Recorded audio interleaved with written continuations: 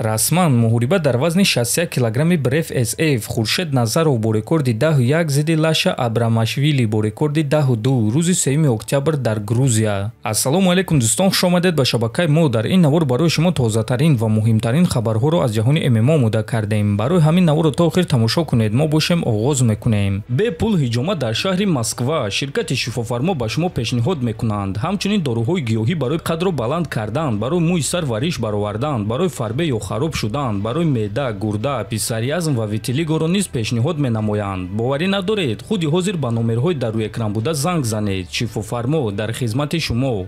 ташкилоти UFC ба Чарлз Оливейра рақиби нав ёфтанд ва акнун рӯзи 11 октябр ба ҷои Физиев зидди Чарлз Оливейра Матеуш Гамрод мебарояд ва биёед реаксияи ӯро дар ин хабар тамошо мекунем.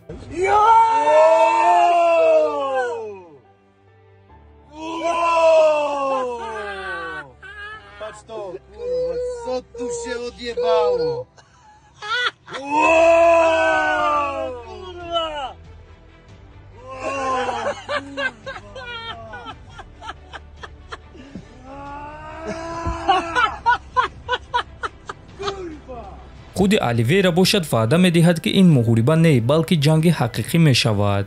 рақиби ман Матеуш Гамрод мешавад. мо бо ин шахс ҷанги калон ташкил мекунем. ана дигарон бошад танҳо хайб қабидан хостанд, лекин ин як қисми варзиши мост ва ба назари онҳо ин кори бад нест. Матеуш Гамрод, ташаккур ба ту ки ин муҳорибаро қабул кардӣ. чӣ гуна ки ман гуфтам ин ҷанги калон мешавад. шер гурусна ва ташнаи ғалаба аст. рӯзи 11 октябр аз ҳамаи шумо мухлисони бразилӣ ман умед дорум. ман тайёрум шоуи нав, Чарлз Оливейраи нав, гуфтааст Оливейра. ва дӯстон бояд гуфт ки аз рӯи стил ин муҳориба хеле шавқовар мешавад ва бесаброна ин муҳорибаро интизор мешавем.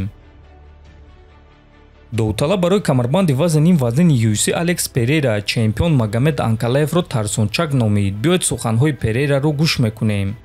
худи ҳозир як кори хандаовар рух дод. вақте ки ман аз толори UFC PI баромадум мураббии Магомедовро дидум, лекин худи Анкалаевро надидум. вақте ки ман аз он ҷо рафта ба мошинам савор шудум, як одам аз дастаи ман дар дохили толор буд ва шунид ки чӣ гуна коргарони UFC PI ба Анкалаев гуфтанд ки ӯ рафт, метавонӣ бароӣ. Анкалаев пинҳон шуд. онҳо ӯро дар як утоқ пинҳон карданд. ӯ чӣ фикр мекунад ки ман ба ӯ ҳамла мекунам? чӣ ман ба одами беақл монандам? бале, ӯ дар шабакаҳои иҷтимоӣ суханҳои ноҷо мегӯяд, лекин ман ҳамаи ин чизҳоро мефаҳмам ва оромона қабул мекунам. аммо факт дар он аст ки ин шахс дар як ҳуҷра пинҳон шуд барои оне ки ман дар он ҷо қарор доштам ва ин маънои онро дорад ки ӯ тарсончак аст. ӯ чӣ гуна чемпион аст? ман ин суханҳоро барои суханҳои пештараи гуфтаи ӯ нагуфта истодаам, абалки ӯ аз ман пинҳон шуд. ӯ нишон дод ки тарсончак аст. ҳозир ӯ пинҳон шуда истодааст, лекин ба наздикӣ моро дар қафас маҳкам мекунанд. ана ҳамон вақт ӯ чӣ кор мекунад?